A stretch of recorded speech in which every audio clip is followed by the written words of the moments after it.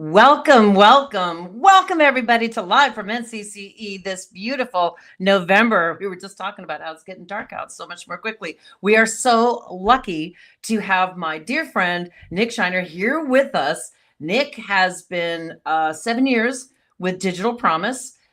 Nick is, let's see, you were the Chief Learning Office of the Coalition of Parents in Esports, right? The COPE. Yep. Curator of the 2024 Games for Change Festival's Game and Learning track.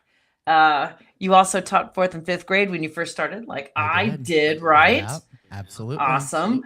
And what, you started in Baltimore? Yep, born and raised in Baltimore, still here today. You don't have the accent though. You got rid of it? It comes and goes. Comes and goes. It comes and goes. And because I met Nick in Digital Promise, because I got to be a part of Digital Promise, this wonderful mic that everyone always comments on is courtesy of Digital Promise and my connection with Nick. So Nick, thank you for the cool microphone. Of course. We like to do everything we can for educators. So we've heard a lot about, standardized testing and all this, but people forget the importance of play. And we're excited to hear you talk about why we need to let kids play. So take it away. Absolutely. And I'm not going to lie to you. We're not just talking about kids. We're going to talk about everybody. And I am getting a little bit of an echo. I can double check. I don't know. Maybe that's coming. Let's see. Check. There we go. Sorry, Tammy. I got to put you on mute for that one. No nice RGB to look at. But as I was saying before, hey, Michael, we're happy to see you here too on Facebook. My name is Nick Shiner. I am with Digital Promise. I'm also an independent content creator going by Stay Playing Nick. And we're not going to just talk about play as it relates to kids. We're going to talk about play really being a key to living a fulfilling life. Kids, teens, preteens, adults, seniors, everybody in between. Play is really one of the core elements of the human experience. And we forget that pretty frequently. So we're going to spend our little bit of time today talking through some of that. I'm going to do a brief introduction to Digital Promise, the organization I work for, and then we're going to dive right into things. So as I said before, my name is Nick Shiner. I am the director of peer-to-peer professional learning at Digital Promise. I met Tammy a number of years ago when she was an HP teaching fellow with us, and we've stayed in contact since. And she asked me if I'd do this tonight, and I jumped at the chance to have the opportunity to connect with all of you. You can connect with me basically across all social media at Stay Playing Nick, or my name on Facebook and LinkedIn and so on and so forth. But please make sure you connect. I am always looking to make sure that I am finding new folks to learn with and from. So I wanted to make sure that I shared that information there. And just a little bit of background on Digital Promise. We are a 501c3 global nonprofit. We shape the future of learning and advanced equitable education systems by bringing together solutions across research, practice, and technology. In my role as director of peer-to-peer professional learning, I get to bring stakeholders from all of those groups together to learn with and from one another, share best practices, share challenges, and just generally be supports for one another. Tammy mentioned at the top of the call, I am a former fourth and fifth grade classroom teacher. I was a technology and integration specialist as well. I worked in central office for Baltimore County for a number of years, leading the Maker Movement, their 25th largest district in the nation. It was my role to make sure that every school had a dedicated Maker presence in their building. So now I get to do that work globally here at Digital Promise. And our vision for our work is that every person, student, family member, adult, educator, gets to engage in powerful learning experiences that lead to a life of well-being, fulfillment, and economic mobility. The way that we describe and define powerful learning is in these four principles. Powerful learning fosters agency, purpose, curiosity, and connection.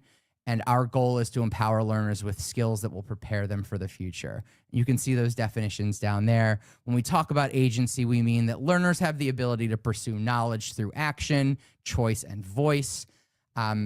Purpose, learners have the opportunity to develop an authentic and meaningful contribution, so they're not just doing things in a vacuum. They have that voice and choice, and they are working on things that have true, authentic purpose. Curiosity, we want learners to explore new ideas and experiences to better understand their world. And then last but not least, this connection. Learners make new connections among ideas, experiences, and people. So we're talking about all 4 of those, and we're going to talk about the intersection of powerful learning and play for all of our stakeholders. And then the work that guides us, these are our 3 impact goals. This is our vision for historically and systemically excluded learners. Again, that means students. It also means the educators that serve those students. So at least 75% are learning and education systems that have the resources and conditions to help them thrive. 30 million are engaging in sustained and meaningful experiences and powerful learning that prepare them for the future, college and career readiness, future ready, all of those buzzwords. And then last but not least, 30 million are equipped to achieve post-secondary credentials that lead to well-being, agency, and economic security. I'm not going to spend a lot of time on these. We work with a lot of students, a lot of teachers, a lot of districts, and in a lot of countries. And it is an honor to get to do this work. So I'm going to do a little bit of level setting. One thing I want to make really clear is that there are a lot of definitions of play. And I'm going to share a number of them. And I just want you to remember as we're working through this tonight that everybody's definition of play is a little bit different, but these quotes that you'll see from some really prominent folks who have worked at the intersection of play and life.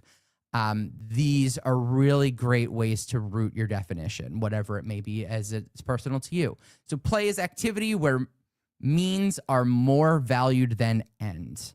So making it really clear that we're not focused on the end product here. It is about what we are doing in the in-between. From when we start something to when we end that process, the means are more important than the ends here. And that's from Peter Gray. Play is a range of voluntary, intrinsically motivated activities normally associated with an enjoyment and recreational pleasure. I think that's one that everyone kind of leans on, that idea that it is something for pleasure, it is something for recreation, and it is often something that somebody wants to be doing intrinsically. Play is the assimilation of reality to the self. Good old Piaget. I love this one. This is one of my favorites because play really is a way to make sense of the world around us and help us identify with exactly what that means. And that's one of those things that when you talk about, even at the earliest ages, that's one of those things. Play is what helps young people start to learn about the world because they are experimenting with it, they are tinkering with it. And that doesn't end in childhood. That is something that we can and should see all the way through our lives. Play is the purest, most spiritual activity of man at this stage, that stage being kindergarten, and at the same time typical of human life as a whole. And that's from our good friend, the inventor of kindergarten, Friedrich Froebel. If you've never read Lifelong Kindergarten by Mitch Resnick, I highly recommend it. It is really rooted in the maker movement, but it is all about play and tinkering and exploring. And it's this idea that kindergarten should be how we live our lives. It should be how we learn throughout our lives. And then these last two. I love this. I didn't know this word at first when I first came across this definition a while ago, but now I love it. It's one of my favorites. Play is paratelic state, a mental mode characterized by spontaneity, enjoyment, and being in the moment regardless of age. It goes back to that definition that we shared before, that it is more about process than it is about product. It's one of those things, like, we should be encouraging spontaneity, enjoyment, and in being in the moment. And then last but not least, play is a voluntary activity in which participants step out of the ordinary life into a temporary sphere with its own boundaries and meanings. If you've ever played a game before, whether it's a sport, a video game, a tabletop game like Dungeons and Dragons, you know that you kind of step out of your world that you exist in and day out, and you step into another world with different rules. Now, those other rules may or may not apply when you step into that game, but there are additional boundaries and meanings that you need to factor in when you are engaged in play. And then the importance of play. And if you've never heard of Dr. Stuart Brown and Dr. Brian Sutton Smith, these are folks that you should really be paying a lot of attention to their work. Dr. Stuart Brown has been around for a very long time. Did not start in the field of play. actually started investigating the idea of play, learning about criminals, learning about I believe it was a murder case, and trying to better understand the perpetrator. And they found that a lack of play in their life was a really big indicator of negative impact later in life. So one thing I like to make clear is that play is not the opposite of work. I know teachers are busy. We know that students have a lot of work to do. The first thing we need to make sure we remember is that play is not the opposite of work. Being playful creates vitality in our lives. The opposite of play is not work. It is depression. Work can be play. Play can be work. And the interplay, no pun intended, of those two things is really key, particularly when we talk about how play can lead to living a full life, and particularly how it can lead to teaching and learning outcomes that we want to see. So I love these. And if you are a lapsed player, perhaps you're an adult who has not played something in a while, I want to kind of dispel that, because you probably have and you don't realize it. So we're going to go through the 8 play personalities. This is a very heuristic approach to play personalities. If you know anything about learning styles, we know that those have been debunked over the years.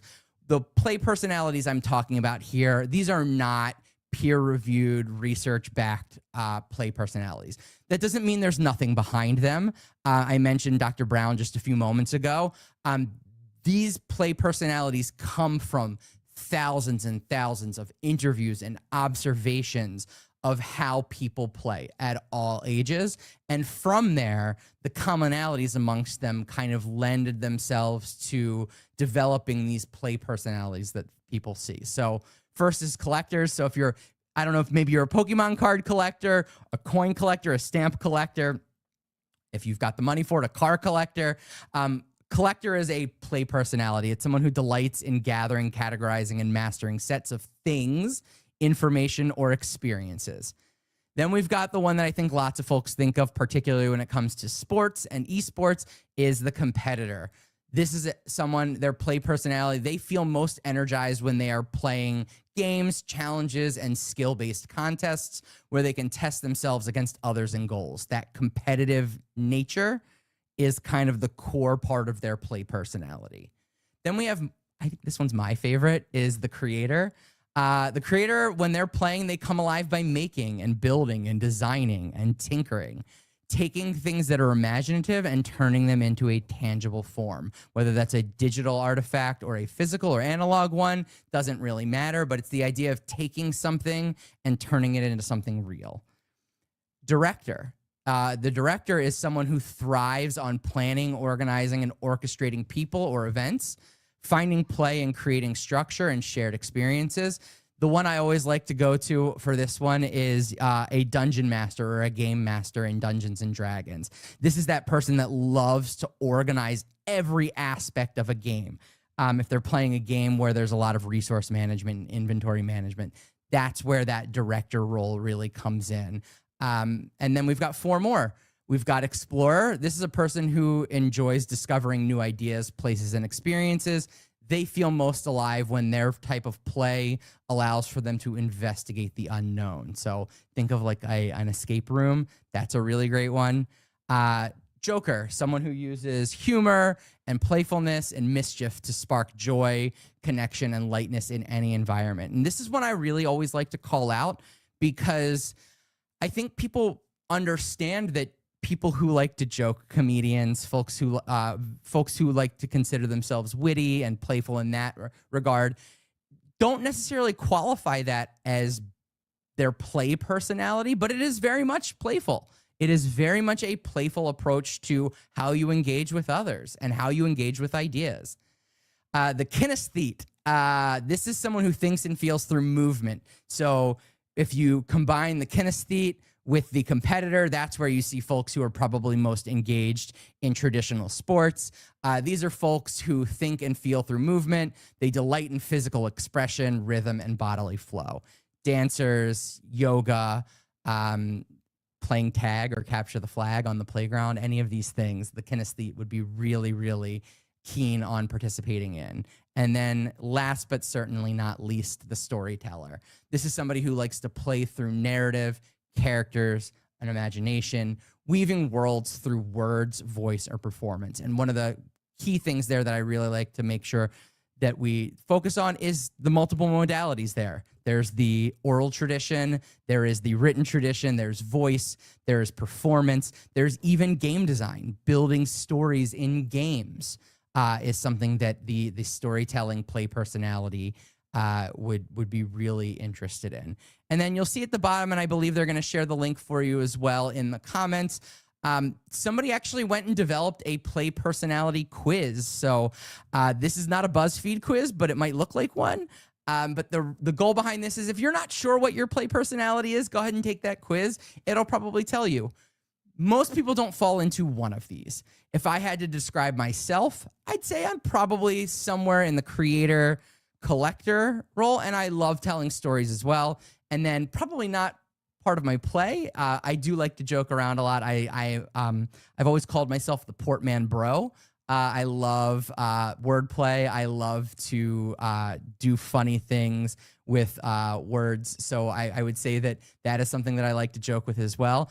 Do me a favor. If you're here, Maria, I see you love this play personality quiz. Go take it. Take it. Drop it in the chat. If you're on Facebook or you're on YouTube, go ahead and drop it in the chat. Let us know what your play personality is. You can even let us know what you think it might be. And then you can also then tell us what your results were and see if there were any discrepancies there. I'd be really interested to hear that. This is by far one of my favorite ways that we talk about play. If you're not familiar with this, this is called hanging out, messing around, and geeking out. This comes out of the work of UC Irvine, Dr. Mimi Ito. The book is probably about 15 or so years old. I'm probably dating myself, but there's examples in the book from like early, I think, World of Warcraft and MySpace. So I think I am dating myself a little bit there. But the thought behind this and the research behind this was this idea that hanging out, messing around, and geeking out, also known as Hamago, is a framework that highlights how we can engage learners of all ages and play in powerful learning experiences. The initial research behind this was really focused on youth and new media, particularly online spaces. But in our work at Digital Promise over the years, and frankly, what we've seen across the board, it really is applicable to all ages and spaces. It is this idea that when you have the opportunity to informally hang out, mess around, and geek out with your peers around things that you are interested in or interested in learning more about, that there is deep, deep learning that can happen in that, particularly peer-to-peer learning. There's self-learning, and there's peer-to-peer learning, and then there's also going out and learning more to be able to accomplish what you want to be able to do. So this is one of the ways in which we really root a lot of our approach to how we engage students, particularly in informal ways. And then how do we capture some of that in some of our more formal learning experiences, whether they are ones designed specifically for youth, for students, whether that's in school or out of school time, or whether it's how we develop our professional learning experiences as well.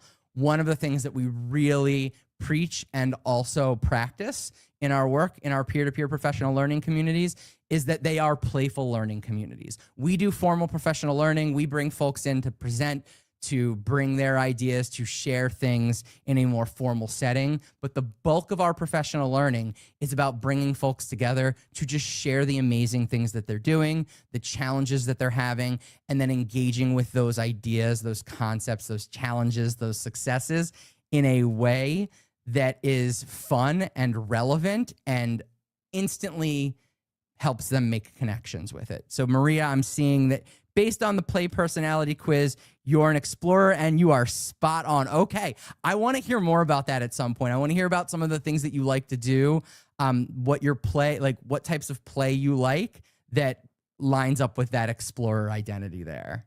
And then also if there's any others that maybe it didn't hit upon, but that you think might also be part of your play personality as well. So talking about these play personalities again, I wanted to bring these back to the powerful learning principles that we talked about before, those 4 powerful learning principles that Digital Promise really roots all of their work in. The first being agency. So how does play and act empower us to have agency in our learning? Well, we have choice of roles, choice of rules. If you ever played a game where you've got house rules, for example, Monopoly, raise your hand if you've ever played where you get money on free parking. That's a house rule. That you've got agency. You can make that choice if you want to. And the tools and the parts. So when we talk about students, when we talk about youth learning, this might be student-led world building. There might be a Dungeons and Dragons style club, or even in class, a role-playing game where it's where they are role-playing and they are engaging in something that is relevant to them. And then also choosing your own tool when you're talking about maker challenges. And you'll see I also tagged some of these to the different play personalities as well. So your director and your storyteller, a great way to give them agency is to have them be responsible for doing some of the world building for an activity that you might be starting. For the explorer, the artist, it might be choosing your own tool that you want to use, whether it's trying new ones, your explorer role, or you're just an artist in general and you want to take the opportunity to use a modality, a medium that is meaningful to you. And then when we talk about educator examples, whether you're a principal, a teacher, an out-of-school time organizer, playful choose your own challenge stations during professional learning is a really great way. So if you're an instructional coach, allowing participants that are engaging in your professional learning to explore different stations that are relevant to them, really great way to give them agency. And you can also build your own mini game warm-up. So as the facilitator of an experience for professional learning, you can encourage them to then actually build something that brings the idea back, or you can build something as a playful designer to build a mini game that folks can find their connections to within that. When we get to purpose, how does play enact purpose? It makes something meaningful through play. We know that people are naturally drawn to the idea of play. So by taking this and making connections to things that are relevant to them, you are giving them purpose. So for youth, that might look like designing games to teach younger students or explain local issues. We do a lot of work around the sustainable development goals. So it may be that your students, we have the idea here that we're designing games to teach students these things. The meta level of that would be students designing games, playing around with different game design tools and designing their own games that can teach about local issues. We see that a lot with a project that we do called the Sienna Solutions Challenge, where students take a look at the UN Sustainable Development Goals and they develop solutions to hyper-local versions of that sustainable development goal. So if food security is something they're looking at, they look at it through their very local context and they can develop a solution to that. And that solution might be to raise awareness through a game that they've designed. And then when we talk about educator examples there, quick playful design sprints to prototype different solutions. We're doing a really incredible project right now with principals where they are playing with artificial intelligence and using that to investigate problems of practice that are most closely tied to the issue of teacher retention and teacher job satisfaction. So they are going through this. So we are playing around with AI. We've got folks who are brand new to using it and folks who have been using it for a very long time. And they come together and they are playing with these tools and teaching one another how to use them to get the information they need to design the things that they want. And then they are eventually developing an actual solution to those problems of practice.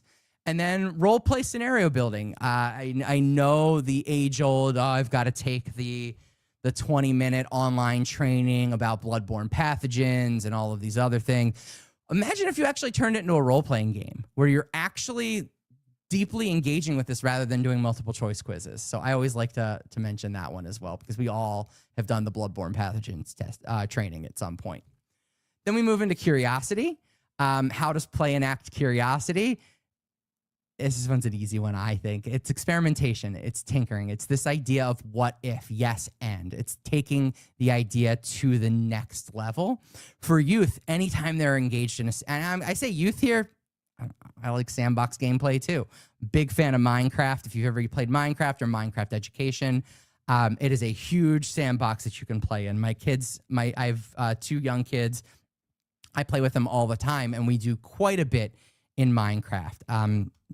I will never forget my second year teaching. I had students bringing in their own devices, and we created a server for them. This was before Minecraft Education was formally Minecraft Education with Microsoft.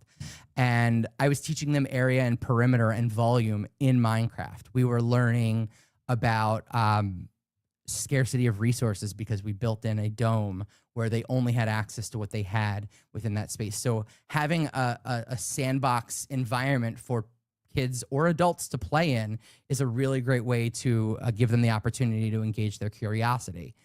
Cardboard engineering, I've got, our house is wild until recycling time comes around because we are constantly building things with that. If you've ever used the make do kits where you can screw cardboard together, if not, duct tape works just fine, and you can make hinges and all sorts of really cool things. But it allows you to kind of take materials that you wouldn't typically use and use them in unique ways. I love that. And Maria's saying role-playing would make that bloodborne pathogen training so much more bearable and perhaps enjoyable and relatable. So I'm gonna give you a little clue. You should check out Operation Outbreak. It is a pandemic simulation that uses your phones, but it's meant to be in person, and it replicates what it's like to be living through. I mean, maybe we don't need to do that. Maybe it's too soon. But the idea that you can learn about pandemic spread through the Bluetooth connection in your phones, which is really cool. And then educator examples, low stakes, playful prototyping with random constraints. That I think the Joker and the Tinkerer love that because it's really nice to be able to like do funny things as you're playing with it. And then AI Play Lab explorations. So one thing we've done quite a bit in the past, we call them promptathons. They're like hackathons for a game design or app development. But instead of that, we spend time iterating on prompts for artificial intelligence and saying, okay, it wasn't giving us what we needed. Why? And learning more about that. And then iterating upon the prompt to make it better so that the next time you go to prompt an artificial intelligence tool, you have a better understanding of it because you've had the opportunity to play with it. And then connection, cooperative games, shared stories, co-creation. Team escape rooms are really great for this. Collaborative builds are really, really one of my favorite things to do with this. I especially love, it's a really great way to teach computational thinking and algorithms by creating step-by-step directions for a person to build something else in Minecraft or with Lego blocks. And they can only use the directions. You can't see what they're doing, and you have to do it without being able to see what the other person is doing. You have to talk them through it in a really clear, succinct way. And then improv games. If you've ever played improv games, those are a really wonderful way to connect with one another and just bring a lot of fun to what you're working on. And then for educators, game-based team missions during professional learning. So again, having them go out and do things. And I'm saying all of these things, I always like to pause and make it really clear. I don't think you need to make everything playful. If you do this too much, folks get tired. Sometimes the simple thing is the simple thing. The main thing is the main thing. But when you are thinking about design, it's really great to think through these things because it is a really great way to take something you're doing to the next level. And then, wow, I was really efficient with my time. I'm not going to lie. One thing I like to make sure I do at the end of any of these is I make sure that I share ways that you can play with us at Digital Promise and play with others really around the world in areas that you might be interested in. So you can go ahead and scan that QR code there. I'll also, Tammy, I can share the link with you as well. But we have three playful learning communities that we facilitate across a couple different platforms. We have Level Up EDU, which is all games and education. We have the AI Education Exchange that is sponsored by HP, one of our wonderful partners that allows us to create spaces where folks can come together to talk about artificial intelligence and education. And then our Maker Learning Collective. So you can scan the QR code there. We'll also make sure we drop the link for you. either in the follow-up or in the comments on these videos where they live. But thank you so much, Tammy. This was, I know I was kind of like a whirlwind, but I wanted to make sure I got through everything and make time for questions. Yeah, you did amazingly. I mean, everyone, as you could see, is excited. I was trying to remember when I was in Digital Promise and was a senior HP teaching fellow. We had our meetings within, I can't remember the name of the platform, but we were in a little world walking around and talking to each other. And GatherTown. Yep. It was fascinating. So meetings can really be a lot of fun. Oh my gosh. And I took the quiz. I was an explorer. So you were an explorer? I was an explorer. Tell me more about that. Well, I mean, it makes sense. I like to go out and, specific. It talked about hunting for things and having a specific goal. And yeah, I like to look around and discover things, but I love escape rooms and I love humor. So I kind of feel like that's part of my style of play, but I think some of us are combinations. Yes. Yeah. I think people more often than not are a combination. Yeah. I think that makes sense. I think very rarely are you just one of those things. Exactly. It's not like a Myers-Briggs or something. Exactly. But those are the best meetings because we always had different platforms, and that was so much fun. Nick, thank you so much. I know I was we were hearing you talking about that AI for admin games, and it's like we need to hear more about that. Anytime. That sounds really cool. So I might be calling you to have you back. But thank you, and everyone, you should follow Nick on Twitter. It's right below his handsome face there. Stay Playing Nick.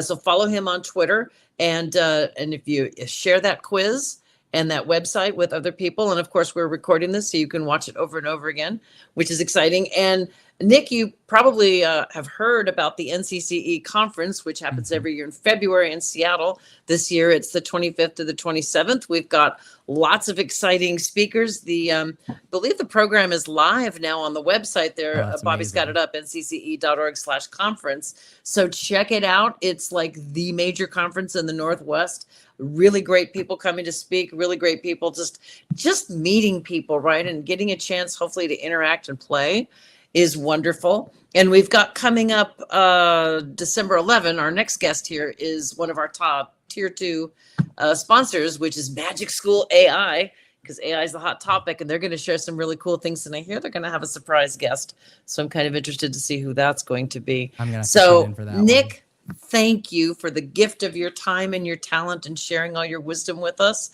We appreciate it. Thank you all for being with us here this evening, and stay playing. And we will see you next time on Live from NCCE. Thanks, everybody. Have a great rest of the night.